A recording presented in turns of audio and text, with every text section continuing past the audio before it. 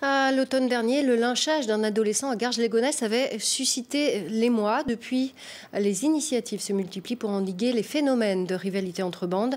La dernière en date, une vidéo pour sensibiliser à la violence dans les quartiers. Céline Cabral, Louis Simondet. Au pied de la cité, le calme est revenu. Mais pour combien de temps? C'est la question que se posent les habitants.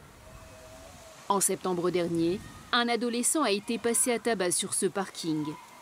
À l'époque, la vidéo avait fait le tour des réseaux sociaux. Face à de telles scènes de violence, les riverains se disent impuissants. Par peur des représailles, certains témoignent à visage caché. Il y a des violences, c'est pour des vengeances, pour voir qui est un peu qui est le plus fort, qui est le plus costaud, on va dire. Voilà, et voilà quoi. Maintenant, il y a des petits jeunes, ils vont entre eux, ils se font des concurrences, c'est mon quartier, c'est mon coin, bon. Ils chamaillent entre eux, quoi. C'est des chamailleries. Mais après, des fois, ça va un peu trop loin. Comme la dernière fois, ça s'est passé ici.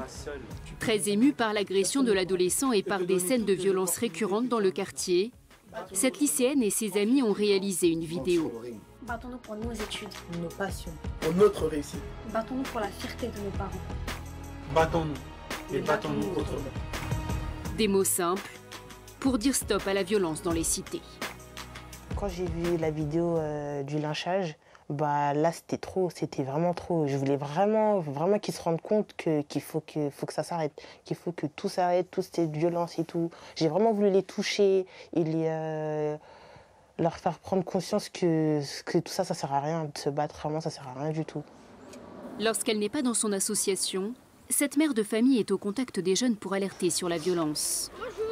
Bonjour. Consciente que les initiatives de quartier ne suffiront pas à faire reculer les affrontements entre bandes rivales, elle interpelle les pouvoirs publics pour aider ces adolescents en perte de repères. Ils me disent qu'ils sont rentrés dans un engrenage, qu'au départ, c'était un amusement, effectivement, à travers les réseaux sociaux. Donc ça part toujours des réseaux sociaux. On se défie à travers les réseaux sociaux. Mon quartier, c'est le plus fort, des trucs comme ça, des banalités. Mais une fois qu'on est là-dedans, le plus dur, c'est de s'en sortir. En attendant plus de moyens, les habitants de Garges-lès-Gonesse marchent ensemble pour lutter contre la violence dans les quartiers sensibles. L'an passé, plus de 40 rixes entre bandes rivales ont été recensées dans le Val d'Oise.